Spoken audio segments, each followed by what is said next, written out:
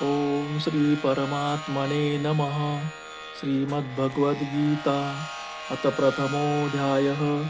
धृतराष्ट्र उवाच धर्मक्षेत्रे कुरुक्षेत्रे समवेतायुयोत्सवः मामकः पांडवाश्चैव किम कुर्वन्त संजय.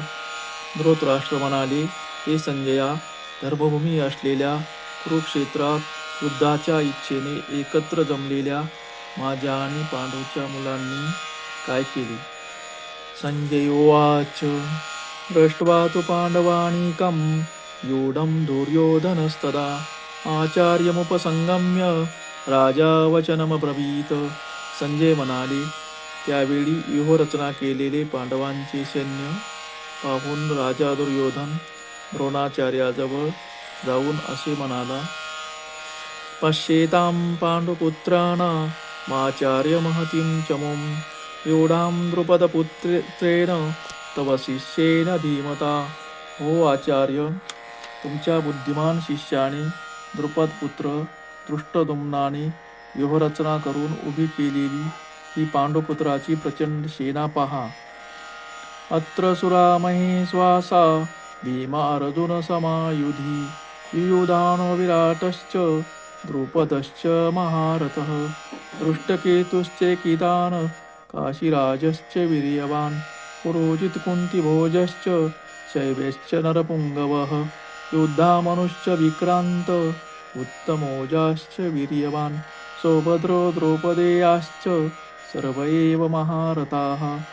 अर्थ, या सैन्यात मोठमोठी धनुष्य घेतलेले भीम अर्जुन यासारखे शूरवीर, सात्यकी विराट, महारथी द्रुपद, दृष्टकेतू, चेकितान, बलवान काशीराज, पुरोजित, कुंतीभोज, नरश्रेष्ठ शैब्य, पराक्रमी युधामनु, शक्तिमान युक्तमोजा, सुभद्रा पुत्र अभिमन्यू आणि द्रौपदीचे 5 पुत्र हे सर्वच महारथी आहेत.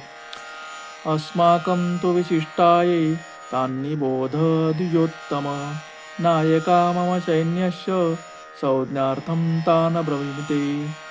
हे ब्राह्मण श्रेष्ठ, आपल्यातील जे महत्त्वाचे आहेत ते जाणून घ्या. आपल्या माहितीसाठी आपल्या सैन्याचे जे जे सेनापती आहेत ते मी आपल्याला सांगतो.